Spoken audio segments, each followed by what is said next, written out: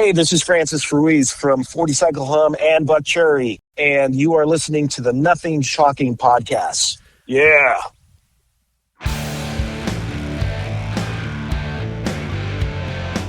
Want to know what's going on in the world of music? Then tune in to the Nothing Shocking podcast, a non-genre based, all ages friendly rock and roll program.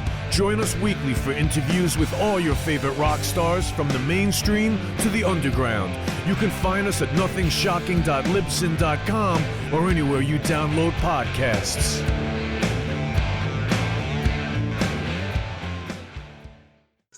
We're putting the band back together. The numbers all go to 11. I'm talking about bands that rock. Led Zeppelin. What about Sabbath? AC/DC. Motorhead. Does that mean it's louder? Is it any louder? Well, it's one louder, isn't it? We're not worthy! We're not worthy! Why don't you just make 10 louder and make 10 be the top number and make that a little louder? These go to 11. I get up off the ground and raise my head. Days like this, think I should be dead. One for Satan, two for me. Let's cheat the devil, it's fun, don't you agree?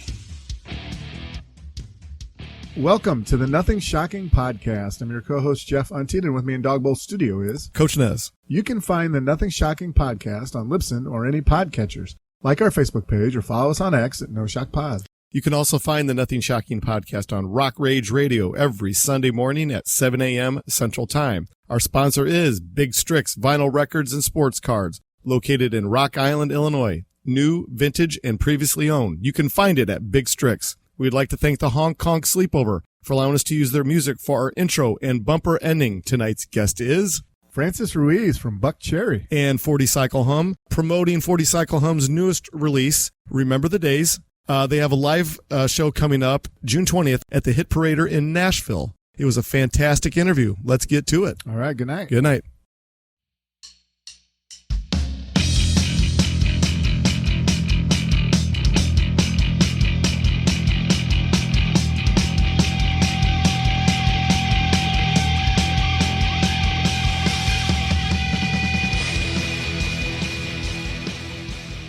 Francis, welcome to the Nothing Shocking podcast. I'd like to introduce you my co-host, Jeff Untied. Francis, thanks for joining us tonight. Yes, absolutely.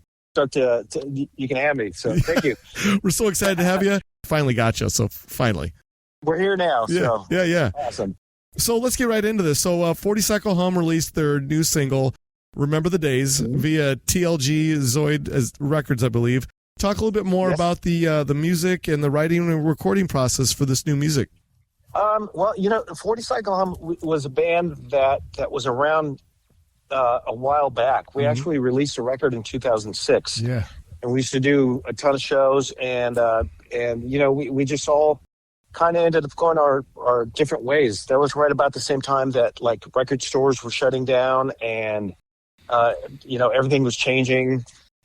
People weren't buying CDs anymore. Everything was kind of slowly changing to streaming, and so it's kind of a weird thing. We released our records and we were so excited and that we could see it on the shelf, and we saw it for, I don't know, it must have been like 2 months before they like closed down Tower Records and everything else. So we were like, oh man, we're back doing it and we're super stoked. This new single, Remember the Days. If you haven't heard it, everybody should check it out. It's we're just really happy with it, and we actually released a couple more singles previously. There's another one called Rise Up that is pretty fierce. If you haven't checked that one out, check that one out. It's a little heavier, a little grittier, but overall, the music it's heavy, but it's melodic, and I think it really shows all of our influences, and where we came from, and which just combines a little bit of everything. We're all fans of Judas Priest, but we also love Pantera, and you can kind of hear that in the music, I think, but we're just releasing this TLZ Zoid. They're also the label that's responsible for releasing that song with Billy Morrison and Ozzy that went to #1. And I think they just have something out now with Sol Ierna from Godsmack and Nuno Betancourt. And they're putting that out too. So we're in good hands with them, and just really stoked, you know. Fantastic, yeah. Oh, I absolutely love that new track, Remember the Days. The thing's killer. Yeah. And you know what's cool about it too, you know, this band, just to kind of describe it, is kind of like, in a way, it's kind of like what Corey Taylor did with Stone Sour. Yeah. You know, he was in and still is in Slipknot, but he had this other band that he used to, you know, play with and be in, and still love that music, and just really felt strongly that music deserved to be heard. And that's kind of really the bottom line with this. You know, a lot of the stuff we'd written kind of a while back, and it just never really got a chance to get heard. And now we just found, you know, everything's just kind of falling into place. I mean, it really is just falling into place. Radio's picking it up. We already have a lot of ads. It's gaining a lot of momentum. All the players are great, you know, in my opinion. We have Matt Snell from, you know, formerly of Five Finger Death Punch, that you know, he's on bass. Yep. And Mark Zavon from Kill Devil Hill. We got myself. I also play in Buckcherry, which you guys know. And Brandon Mitchell, who is actually the founder of the band. Yeah. He started this a long time ago, and so it's really cool to all come together, and it's like perfect timing too. You know, Buckcherry's we're out on tour right now, but we're going to be finishing this tour cycle probably in about October, and then we're going to have, I don't know, 5 months or at least off, which is perfect time for 40 Cycle Hum to go out there and do some shows. And, you know, I know Kill Devil Hill's on a bit of a hiatus also.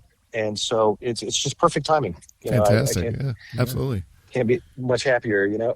And we do have the show coming up in Nashville, our first debut show since being back together. Is going to be in Nashville on June 20th at a place called Hit Parader Live. Mm-hmm. And that used to be formerly Bowie's, if anybody's familiar with that. It's just downtown Nashville. So we're super excited about that, and we want everybody to come, and it's going to be a big blowout, and we're going to have merch and all this great stuff. Fantastic. So, yeah, absolutely. Go ahead. Well, I was just going to ask you about, you know, the new track, or some of the new tracks were produced by Steve Bruno. Can you talk a little bit about working with him? Yeah, you know, the funny thing is we were kind of coming up. Like I said, we had an album that came out in 2006, and we became friends with the guys from Five Finger Death Punch when they were still kind of like a local LA band, and we actually played shows with them. And they're kind of the ones that referred us to Steve Bruno, because he did Five Finger Death Punch's first record. Yes. And they said, you know, we worked with this guy. You should call him. And that's what we did. You know, we went in the studio and tracked with him, and you know, came out with some great stuff. You know, that unfortunately a lot of it, like I said, never got to see the light of day. It's just that's what happens sometimes. Yeah. You know, but it's getting a second chance here. Oh, very good. We're stoked. Well, the band also released a new music video for Remember the Days. With MTV not being the center of the pop culture hub for rock music any longer, you know, how important do you feel like, you know, the music video creation is for singles, and talk a little bit more about the creation of that video? Well, the video was done by Tom Flynn, who directed the video. A lot of the video footage was shot when we got together, actually in December. We got together and we rehearsed in Nashville. And this is when we were talking about putting something together. We knew that we were already going to release music and put the album out because we just think that deserves to be heard. Mm-hmm. But we weren't necessarily thinking about playing live shows or touring or anything like that. And so we finally got together. We just wanted to make sure that everything was still gelling and that it felt great. And we got together, and sure enough, I mean, it sounded like we had been playing together for years and years and years. And it's like, you know, time didn't affect it. In fact, I think we even played better than we ever played the stuff before, to be honest with you. You know, each of us have a lot of playing under our belt since we played together last. And so I think we're, it's a lot more fierce, a lot tighter, a lot more pro, and a lot more in your face. So that's pretty cool. So we shot some footage from the video, from the rehearsal, and we also did a photo session that during that time too. And Tom is great. Tom's worked with a lot of great artists.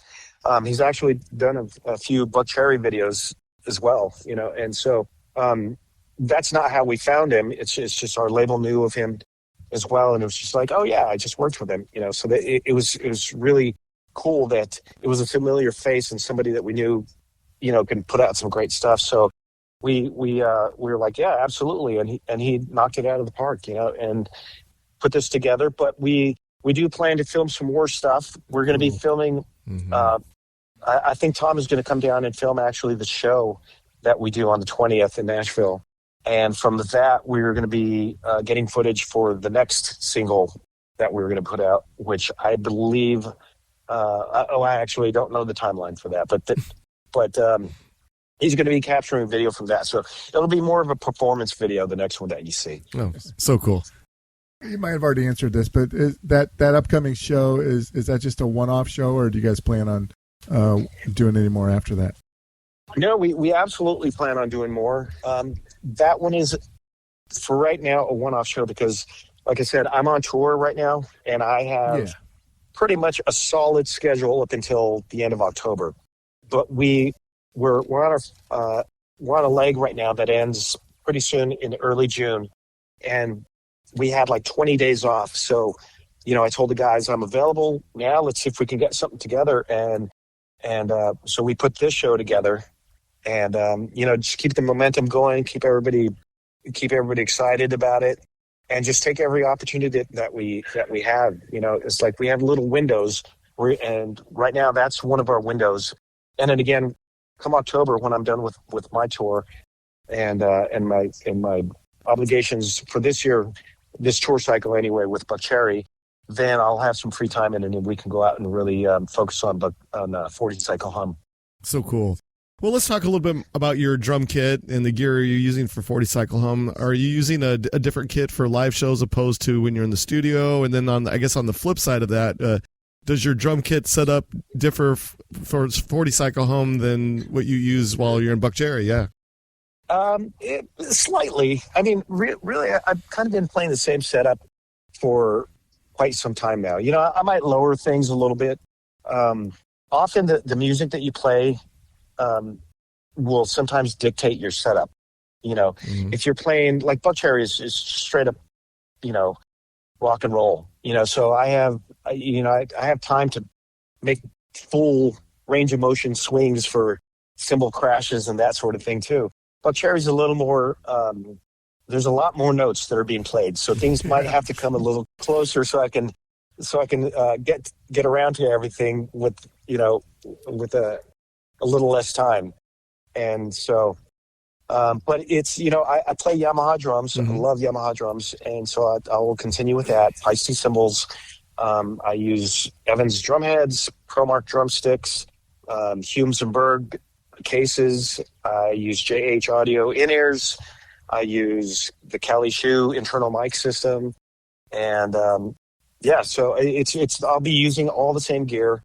Might be a different kit, because my Buckcherry tour kit will go back into the storage with Buckcherry at the end of the year, so it's ready for when we start up again.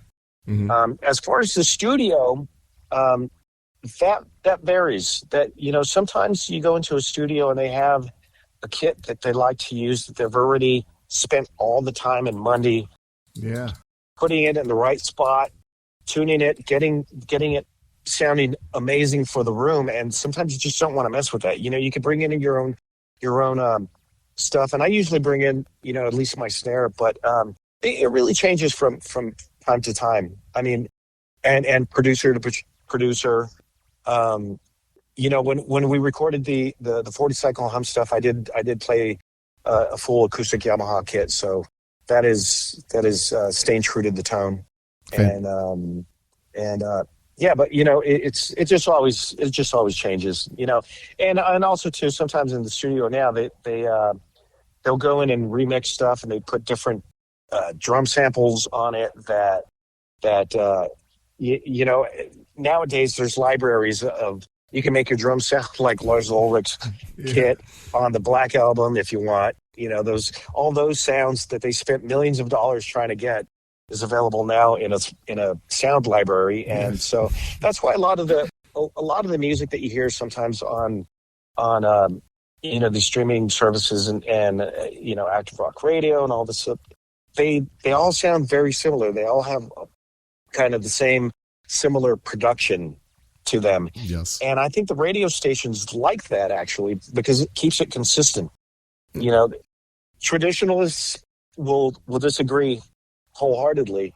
It used to be where if you put on a Van Halen record, there was no other album that sounded like that. Exactly. Production wise, the drums sounded very, very, very unique to that particular album, and each one of their albums sounded different. So you could even tell which album just by the drum sound and the drum production, which album that you were listening to. So I don't know. There's pros and cons, but as far as people are digging the music. And it sounds great. All of that stuff is okay with me. Absolutely. Yeah. Well, I mean, you talked a little bit about being in the studio. In today's technology, everybody can. You guys all have your own day jobs, and like you said, you're on tour, so you could easily, phone it in and mail the tracks back and forth. But how does it work for 40 Cycle Hum? Do you guys prefer to get in the studio, or would you guys do a little bit of both, or how's it work? Yeah, and now there's a lot of file sharing too, because now you don't really even need to go into a $1,000 a day, room and spend all this time in there. What I do now is if somebody has an idea, they can send it to me, and I have my kit at home that I could just record ideas that I have onto that session. And I can sit there with nobody looking over my shoulder. I could do it as many times as I want until I have the parts that I want to actually be on there, and I'm happy with what I'm playing. And I could do that as many times as I want. And then, and that's kind of the process that I go through now too. Even with Buckcherry, we'll get demos. And I'll work out all my parts so that way by the time we go into the studio, I've already mapped out everything that I'm going to do. Of course, when you go into the studio, there's always changes that are made, but most of it I already have a pretty clear idea of what I'm going to try to accomplish in the studio, and I think that helps. It saves a lot of time, saves a lot of money. 40 Cycle Hum was always the band that we loved to be in a room together and just throw ideas off each other, and just really, somebody starts playing a riff, or, I start playing a drum beat and somebody else starts playing off of it. And that's really cool because you get that spontaneous kind of raw thing happening, and if you can record it, a lot of times we'll record it and try to go back to it and actually, put some structure to some of these things. There's really just not one way. I know Mark likes to sit down and write riffs, but I know that he likes to get inspiration from other sources too. That's the thing too. It's like it really grows into something special when you have other input, from other people, because they might give you an idea that you wouldn't have thought of on your own. When we used to have a rehearsal room in LA, I used to love it that I used to get up to go to the restroom and I used to come back and I would hear Brandon would always jump on my drum kit. That's our singer. Mm-hmm. And he would be playing or trying to play a part for something that we were working on, and something that just that he heard. And he's not a drummer, but he had an idea of the sound that he wanted to, for a riff that he came up with, or, and so I would just sit at the door and just listen, and I'd be like, that's cool. Because I would have never done that, because I think like a drummer. He's not thinking like a drummer, but right. What he was coming up with was something I would have never come up with, because we think differently, And so I'd be like, okay, cool, show me, and then I'd kick him off my kit, and then I would play what he was trying to play, if that makes sense. And then that turned into something awesome because, we get close, we get used to doing things a certain way. So it is really cool to get influences from other people and inspiration. And, this album does represent that. Everything that's on this album came from that kind of scenario that we got together, and we just did, put it together. And, I think people will dig it once they listen to the whole thing. No, and yes, we are going to be releasing a full length album once all the singles are released. We've already released a song called 7 Stitches. Yeah. We've released a song called Rise Up, the one I told you about. We've released another one called Finding Home. And this is the 4th single from what will be the full-length album that eventually is going to be released, which is Remember the Days. And this is the one that they're really going to radio with. Yeah. Great. Yeah, fantastic. Yeah, it's got a strong hook. It's very catchy, and so high hopes for this one. Absolutely. So as the band prepares for this first live show in Nashville, I guess what will the set list design look like? Do you have any ideas at this point? We have some ideas. I mean, we all kind of obviously have the songs that we would like to see in the set. We haven't made a solid set list yet. That's something that we're gonna the week before we actually do the show. We're all flying to Nashville, and our single lives there already. But we're gonna be going to Nashville and rehearsing for about 3 days and working out the set. Whatever's the strongest list that we can come up with. That's what we're gonna see at the Nashville show. So.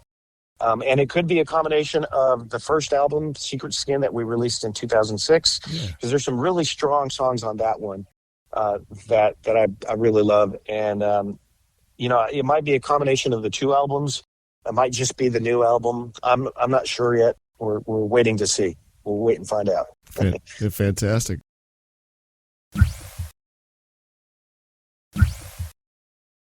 Recently on Facebook, you posted, you were on tour with Buckcherry, of course, and you posted at Daytona, I think it was Welcome to Rockville Rock Festival. Yeah. But you got a chance to, meet Daniel Suarez from NASCAR? Can you talk a little bit about that? You said you got to go out and walk on the track. Can you talk a little bit about that experience? Oh, when we went on the track. No, it was really super cool. We did it with a guy named Frank, who's the president of the track, and Daniel Squires, they just took us out. They just wanted to show us the track and really see the extreme degree of the banks that are there. I think it's it's like a 31 degree bank, and people don't realize that even on the straightaway, it's banked. People think that it's totally flat, and it's like, well, I don't know. This thing, it's hard to crawl up, And when we were talking to Daniel, he was saying when they're going 200 miles per hour around that thing, he said, we don't even feel that it's an angle. It's just kind of like, physics is keeping you up on the track. He said, it's actually harder to drive on that when you're under a caution flag. Yes. Because you're only going like 65 miles per hour. And he says, so he's driving on this thing and his body's like completely wanting to hang like out the window, because it's such a extreme angle that he said it's really hard because your body is wants to fall over. But he said when they're going that fast, you don't even feel it. And they're barely touching the steering wheel. They're just kind of keeping it. He says if you make any big moves, you're in trouble. You're going to be in the wall. But the interesting thing too about the Daytona track that I found out is that right in the middle of the track, there's a big lake, and our singer Josh loves to go bass fishing, and that lake is filled with bass. And so he spent the rest of the day, because we played earlier, but he spent the rest of the day fishing, and he caught a bunch of bass, and he catch and release, throws them back in. But that lake was actually formed from the hole that they dug out to get all the dirt to make the bank. Oh, wow. All around the track. Yeah, isn't that cool? Yeah, and I thought, wow, that's pretty cool. That's genius. It's like, yeah. I mean, where are you going to get the dirt from? They got it from right there, and then they left a big hole. So what are you going to do? Fill it with water and make a lake. So exactly. Sweet. Well, as you're busy playing live shows with Buckcherry at the moment, talk to us about that balancing act of having a old project become new again, and you're kind of juggling two things at one time. With you got mind going two places, but talk about how do you balance all that? Well, very carefully. No, it's really not that hard. When you're excited about something, you find time to put the time into it. And 40 cycle hum, like I said, that's always been a love of mine. That I did for a long time back in the day, and I really poured my heart into the songs and the parts that I was playing, and I love that music. Equally, I love Buckcherry, and we're working a ton, which Buckcherry is known for. It's like one of the hardest working bands out there. And people tell me all the time, you never stop touring, like when you find time for anything. But, the truth of the matter is we were on stage for, an hour and a half a day. So you have the rest of the day to try to figure out what you're going to do with it. I mean, we have our meet and greets and we have our sound checks, but the rest of the day, I can actually spend focusing on doing artwork, focusing on, talking to Brandon and the rest of the guys about plans and what we're going to do and with our label. And it's really cool because it actually gives me something to do the rest of the day. As far as scheduling, that is a difficult thing. But like I said, now come October, we're going to have a big chunk of time off because we'll have finished the tour cycle for our newest record, Buckcherry's newest record, which is called Roar Like Thunder. Yes. That came out in June of last year. We normally do like a 2-year tour cycle. So come October, we finish off with a residency with the Scorpions. Oh, cool. In Las Vegas. So that'd be cool. We did that last year, and we're going to do it again this year because it went really well. But once that's done, I already talked to my manager and said, look, got this other thing. And, his response was, do I have to worry about it? And I just said, well, do you manage more than one band? And he said, well, yes. And I said, do we have to worry about that? So, that was his answer. It's like, no, look, you could do both, and you could do both well. It's just, about finding the right schedule that works, and he understands it too, because he also manages Carbon or Category 7. I don't know if you're familiar with that band. It's guys from Armored Saint. It's Phil Demmel from Kerry King's band. Oh, cool. It's guys from Shadows Fall, Jason Bittner, and all these guys. But all those bands that all those guys come from are touring a lot too. So it's really difficult for him to try to find time for those guys to play a show. And it's just all a matter of scheduling. But there's a lot of guys have multiple bands. At least two.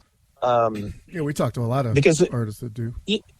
Yeah, I mean, the reality is, the bigger band that you are, the less you actually tour, it seems sometimes, Bigger bands sometimes will only tour 2 months out of the year. Right. And then those people, because, they do these massive shows and make a ton of money. And then, whoever the principal of that band is can afford to take the rest of the year off or take 2 years off, right. If they want. So sometimes those bigger bands just don't work that much. And so, anybody that plays with some of those bands has a lot of time that they got to, try to do something with and have another creative outlet. So we tour a lot, but like I said, we're going to have this time. So we're just going to try to take advantage of it and make the most of it and see if we can get 40 Cycle Hum on the map and get this into people's ears and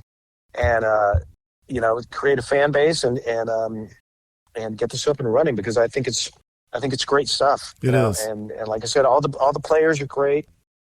Clive Barker did all our artwork for the album cover, which is pretty awesome too. I know, that's very. Brandon, our singer, used to work with Clive, and I did too, and so did Mark, actually. So we have a close connection with him, and I think Clive's actually Brandon's daughter's godfather, to be honest. So it's kind of a close connection, but just to have somebody like him, his artwork that he bestowed on us is pretty cool, because that's if anybody doesn't know, any listeners right now don't know who that is, he's the creator of the movie Hellraiser. Yeah, don't get much better than that. Yeah, and amongst many others, but he's a very prolific artist as well. Yes. Oil paintings, acrylics, and stuff. So it's we're happy to be able to have his artwork.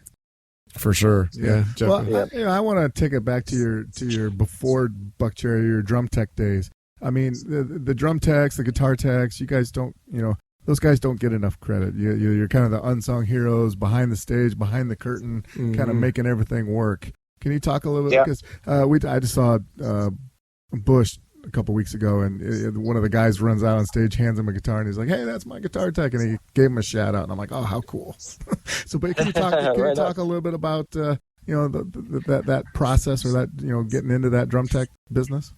Yeah, well, I started out as a player. A while back, I toured, and I was in bands that were touring and signed to Sony Records, and then that kind of went away. And the way that I got into teching was I was friends with James Kotak, the drummer of the Scorpions, and through playing, and he called me one day, and he said that his drum tech had fallen off the riser. He was kind of an older guy. He had been with the Scorpions since probably Herman Rarebell days. Wow. And they were starting a tour. They were in Vegas starting a tour, and he called me kind of panicking. He's like, "Dude," he's like, "where are you right now?" And I said, "Well, ironically, I'm in Las Vegas playing the radio station's pre-show party for your concert tonight." and I was doing an AC/DC tribute thing with Kerry Kelly, who was in Alice Cooper at that time, Robbie Crane from Rat, and John Corabi was in the band too, and we were playing, just doing AC/DC cover, but we were hired to play this thing. And but anyway, James said, "Dude, my drum tech just we have to send him home. He just had this thing happen to him. I know you're a player, but I don't know who else to call. Would you consider coming on tour and being my drum tech?" And I thought about it for like a half a second. And, I mean, come on. It's a Scorpions. Well, dude, I mean, it's the Scorpions, right, who was one of my all-time favorite bands. I grew up listening to the Scorpions, and the way that they tour the world. Not many bands tour the way they tour. They go places where nobody else goes. And they are truly a worldwide band. They're all over, I mean, everywhere, you name it. Indonesia, Malaysia, all over Australia, Japan, everywhere. There's no place on the planet I don't think that they've not been to and touched. And so, the pay was great, and I didn't have a solid gig at that point. And the bands that I was playing in before, I did a record with CeCe DeVille called Samantha 7. Oh, yeah. Yep. And and that was on John Kolodner's label. It was Portrait Records. And that came out like in 2000, I think. And then I was also the touring drummer for Great White in 2000, and just for maybe about a year. And so I was already kind of in that realm, but back to James.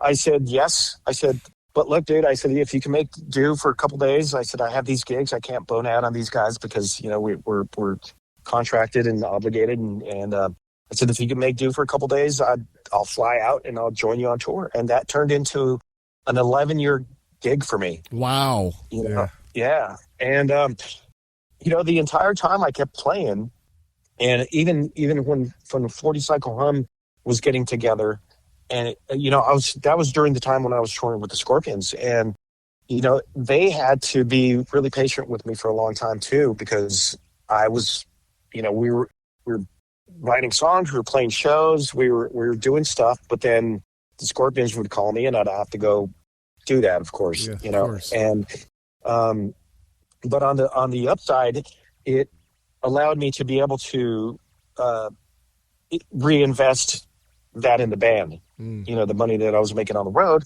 It's like, okay, cool. You know, come back with a chunk of change, and it was like, now we can pay for some studio time, and now we can pay for the rehearsal and stuff like that.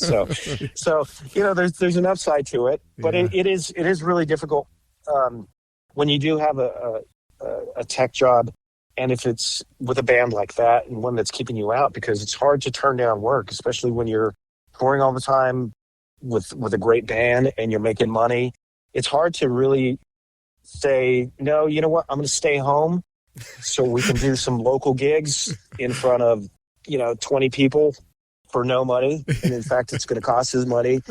And, you know, it's kind of hard to come off the road when you're teching and making money to try to go back to you know, playing music. And it really is a tough transition. And I thought that it would go be a lot quicker, that I would be able to, you know, bridge and go back to playing, but it was really, really difficult, you know. And I've said this before, there was times that I did get opportunities to play with even other acts that were known, but I would look at their schedule and I would see that they're only working like weekends, you know, or they're only, you know, they have a 2-week run here and there. And I was working way more than that. So it just wasn't feasible for me to do that. Even as much as I wanted to, it just wasn't feasible, you know. And so when Buckcherry called me, I knew that they worked their asses off. And so I was like, okay, this is something that I can do. You know, one, I love the band. 2, it makes sense because they like to work, which I like to work, you know. And so that was the way that I got back into playing. And, you know, I was really fortunate that I did get that phone call. But, you know, to answer your question a little bit, there are a lot of drum techs, or there are a lot of techs in general that are amazing players, and you know, and for whatever reason, you know, they got into the tech world just like I did, and but you know, a lot of them are really happy doing that. Yeah. You know, a lot of them don't like to have the pressure of having to. You know, they're just into the music. They're not into the, you know, the other half of being in a band, you know, and doing the photos and doing, you know, all that sort of thing. But there's a lot of really great guys. But yes, they are definitely, and me being part of it, I will attest to that. They are the unsung heroes of all concerts, and they make it happen, and they work harder than everybody else. And, you know, having come from that world too, it just, you know, changes my appreciation for anybody that works for us. You know, I really know what they go through, and because I did that too for many, many, many years. But yeah, they deserve all the credit they can get. Yeah, absolutely. Yeah. Yeah. Well, I was just going to ask you one last question for me about you know, the drummer, and you know, you always hear about the bass player relationship, and so. With Buckcherry, you got Kelly Lemieux, which we've had on our podcast before. Can you talk a little bit about your relationship with Kelly as far as bass drummer goes? Well, you know, we get up there and rock it every night. You know, I mean, Kelly's a great bass player. You know, his resume speaks for itself. Yes. You know, he's played with Fear, and he's played with a lot of great players. You know, he came from different backgrounds too, which is the great thing about Buckcherry. It's like not just Kelly, but everybody in the band. It's like it comes from we all cut our teeth at the same place. Like, we're all in Hollywood cutting our teeth and on the Sunset Strip, doing that for such a long time, and so we all have a connection there, you know. But we all have elements of, you know, Kelly coming from more of the punk world, and you know, I came from that too. It's like the very first band that I was in, we opened for the Descendants, and we used to play with no effects in garages, you know, and that would get busted up by cops, and we played with 7 Seconds, and I came from that whole skateboard culture and playing in little hardcore bands and stuff too. So Kelly and I connect on that basis too. But it's really cool that everybody in Buckcherry, like you can name like a song from almost any genre of music, and we could just start playing it. Cool. Whether you're talking about Stevie Wonder, or if you're talking about Prince, or you're talking about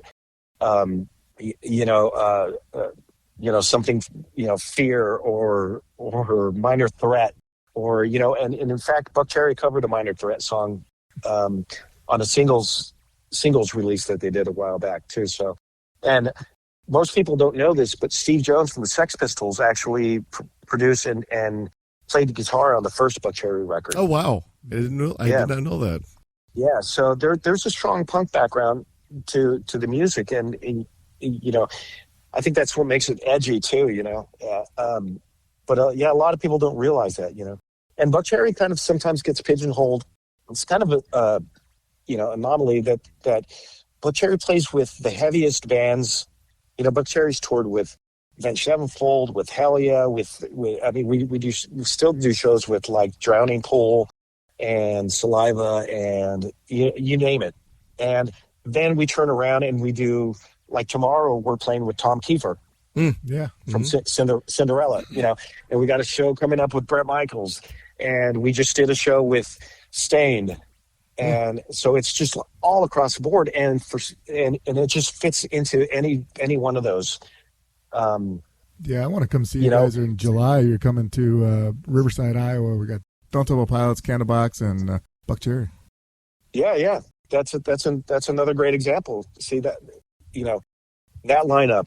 Stone Temple Pilots just did the show that we just did too, and we also did Sonic Temple. Oh wow! Which is another Danny Wimmer festival. So we got to do that,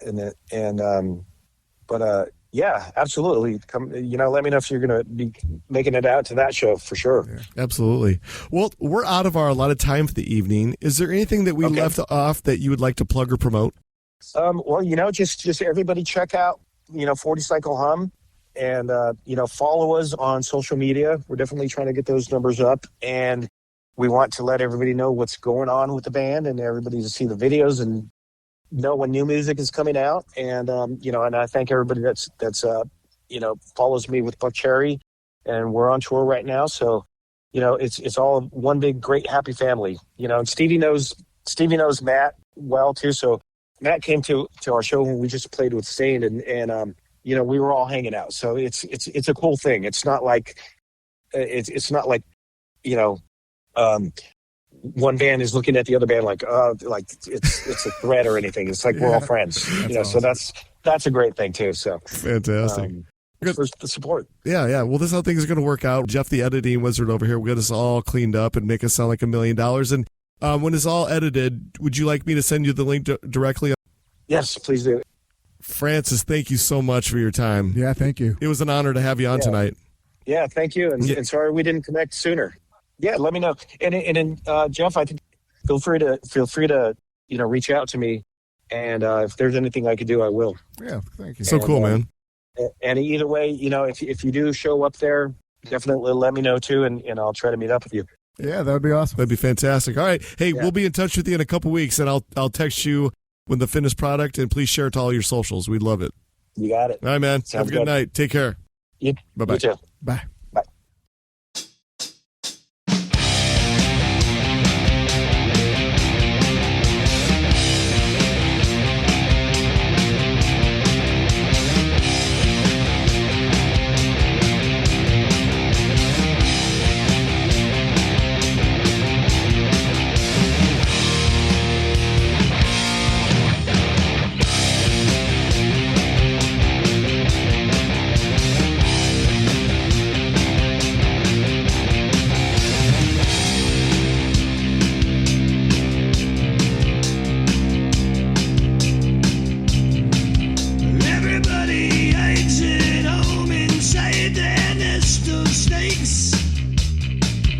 Everybody grinds the stone and makes their own mistakes.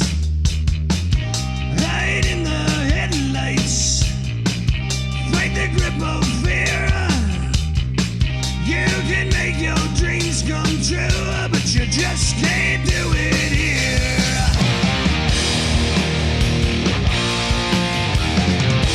Hey.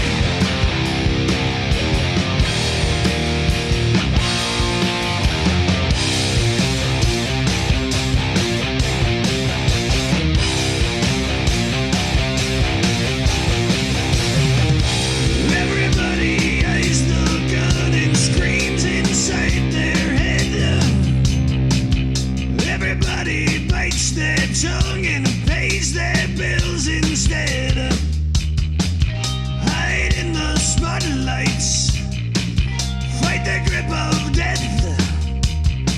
You can have the air you need, but you best not take one breath.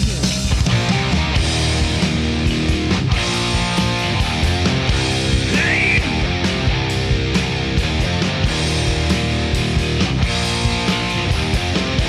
Roll the dice.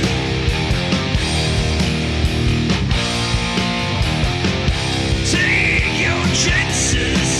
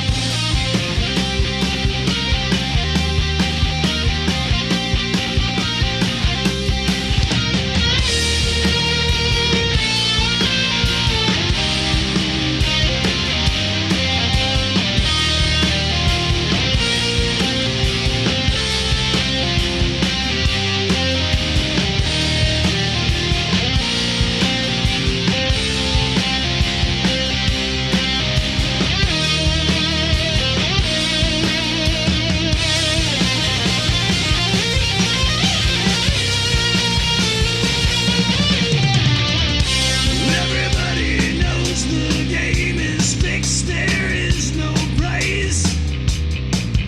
Everybody pulls the plug and says their last goodbyes. Move to the sunshine.